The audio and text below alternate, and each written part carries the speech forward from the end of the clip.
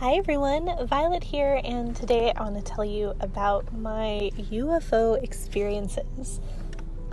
It's funny because I have a couple pieces of video footage that I've taken of UFOs. There was a period of my life that I was seeing them quite a lot, and we'll get into that. I've been sort of saving them, like when is the right time to share?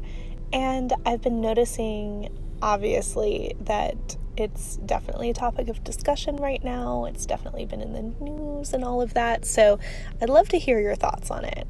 But yeah, I'm going to make this video 2 parts.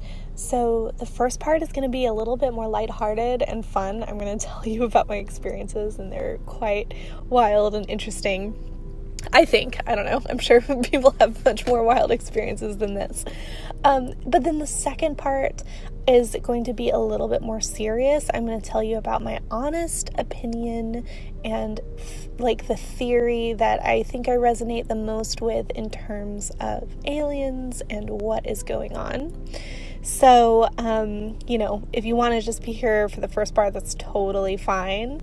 But I should mention, and I'll mention later too, that, obviously there are lots of different thoughts about these kind of things. I'm not saying that what I think is the right way to think or anything like that.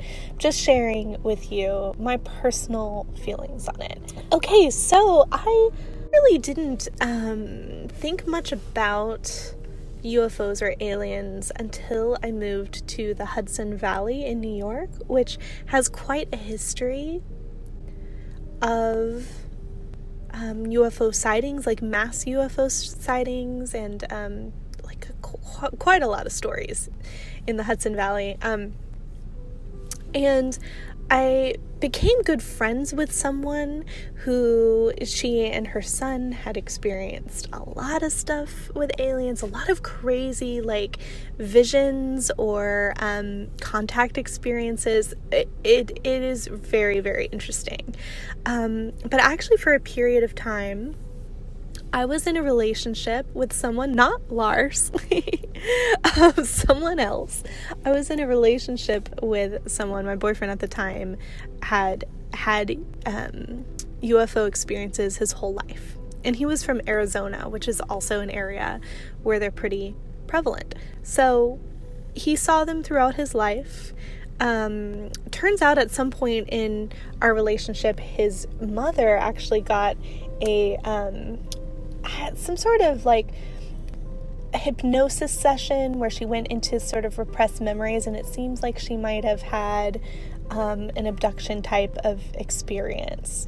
So I'm wondering if this sort of stems from that. But essentially, the only time that I have personally seen UFOs, and honestly, I saw a lot of questionable things that could have been UFOs, was during this time that I was with him. I also, with Lars, lived very close to the area that the book Communion, that abduction happened.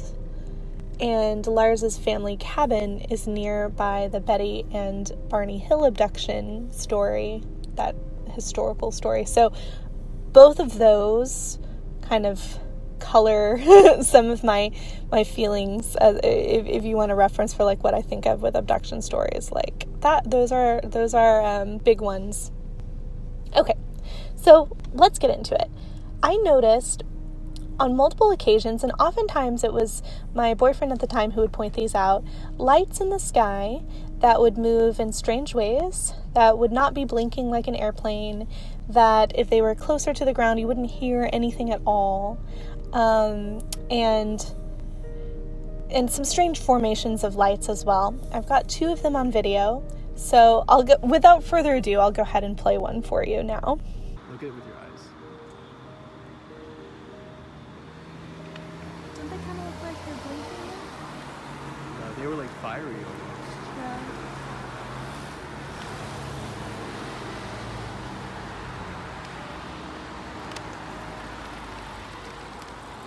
Wow. Is that what they are? But no, let's just keep watching it. Look over there. Look to the right. It's blinking? No, see that right? Looks like they're attached almost. Yeah, Wow, this is makes trippy. sense. It's blinking though. Is it going through a cloud? No, it's gone. I don't know. But like, just look at it. Just look, they're moving. Like it's moving Yeah, closer. they're moving in a strange way. Yeah, that one's gone. I don't see it anymore. Look. They might be looking at us looking at it. Aliens. I don't know. It just looks really odd. She's running towards us. Ooh, it disappeared. I don't see Oh my this. god.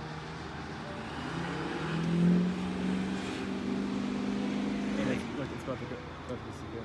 Oh, Just it's enjoy it. gone. It's gone. It's gone. All right, so yeah, that one had multiple people witnessing it. Like, we saw it first, and then multiple people were like, those are strange. And I will say it's very difficult to see with video footage. First of all, the camera's shaky, and I'm sorry, but also it's difficult to see how big and bright the lights were, but they felt very golden, very large. I myself have also seen lights like in a triangle formation. That was one that I spotted myself. It wasn't just my boyfriend at the time. To be honest, I'm very glad that I don't see these things anymore. This is part of why I think that that perhaps aliens, maybe they have like certain people that they follow around throughout their lives or something. There's something going on there. Or like certain people are tuned into maybe some kind of frequency. I'm not really sure. He was one of those people, and I am honestly very relieved to be away from it. So this video is not calling the aliens to me. It's interesting too because my boyfriend had a very vivid abduction dream. And then, you know, I was talking about my friend who she and her son have had a lot of alien type experiences. Her son's girlfriend apparently had the same dream, but from her perspective, she was like in the same ship or whatever it was that my boyfriend was. And that was very, very odd. They just happened to bring it up with each other and then started talking about certain details. It was very curious. So one thing that they described, which I haven't seen described anywhere else, was that the floor of the ship was kind of like a nail bed. You know, when you like walk across something that has like a lot of close together pointy objects, so it sort of disperses your weight and you're able to walk across it, that was something. So I have no idea, but maybe I'll just throw that out there in case anyone's heard of anything like that before. So here is the other video, and as you can see, this is also a formation of two, rather a formation of multiple ones together. Got it.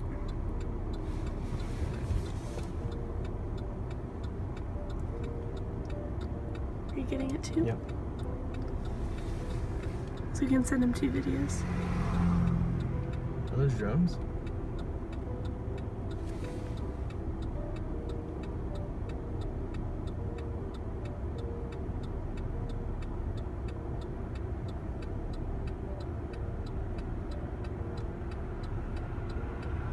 Did one leave? I think so. That was totally UFO. Okay, so now, if you want to stop the video there, that's totally fine. If you want to hear about my personal theory, I know that there are a lot of people who are into meditating as communication with these beings.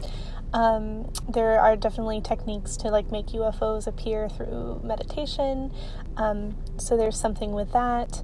I know that some people like see them in a spiritual sense, which I think my feelings on it do kind of fall under the realm of spirituality, but especially with like, I think what's very common are the sort of like grays, the alien grays. I do not have a good feeling about them.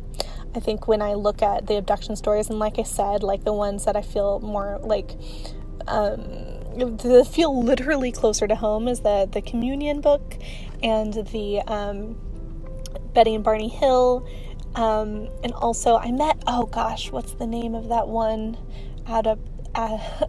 abductee from, I'll have to figure out his name. Maybe I'll put it in the description. But I've met another person who He had, what was it? It was like a movie, something fire. I don't know.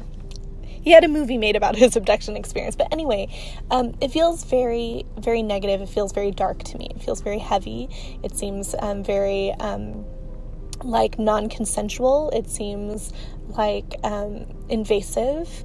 It seems, focused on like reproduction and stuff like that. It creeps me out. So do I meditate to communicate with especially grays? No way. And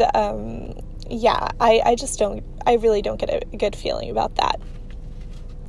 I will also say that I think that these types of technologies with these crafts very likely could exist here on Earth in some form. So are they otherworldly? Well, I'm not so sure. To be honest, with everything I see about different types of, alien beings, they are very humanoid. And it's not that I don't believe in the possibility of life on other planets. I think the universe is so vast. I think it's absolutely possible. But isn't it interesting that these beings would be so humanoid and they would be obviously in some way interested in or invested in humanity? So that is curious. So now I'm going to go just a little bit deeper with this. And like I said, if this is kind of like troubling to you, feel free to turn off the video. This is just to go a little bit deeper with my personal feelings on it. Like I said, if they're humanoid, I actually think that this might be more so about like interdimensional or like different timelines of humanity.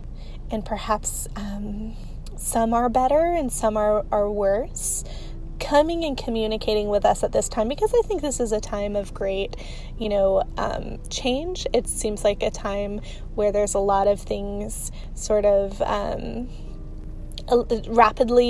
lot of change rapidly happening, and there's a lot of directions that humanity could go.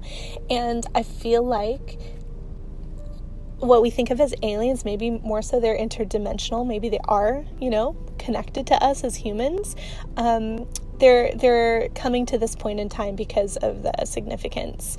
And so, for example, here's just an example, and this is just a theory, but what if gray aliens are humans who have become so material, so technological, so really delved into like genetic modification and science, and like in such a way that they like really modified themselves. Maybe they've got the capability of time travel, if we're thinking of this also like in a very literal way, and they are coming back to this point before they did that to themselves, this particular timeline or dimension of humanity. So I don't know if this sounds like wacky to you, but you can let me know what you think. But like I said, you just certainly don't have to think the same way. I just, am mentioning it as my personal thoughts and feelings on it. So I think how I would want to wrap this up is say that I think we should practice discernment. I think that, some may mean well, some may not, but I think that we can trust our heart and our inner knowing if we are able to like really connect in with that. And we don't want external things to hijack our spirituality. I think spirituality comes first from within, and that's where that place of discernment can also live. And I would suggest, we shouldn't consent to giving up our sovereignty to any kind of being for any reason, because I truly think that, helpful beings and spirits for our highest good would never ask you to give up your own personal sovereignty, which is how I feel like the abduction type stories are.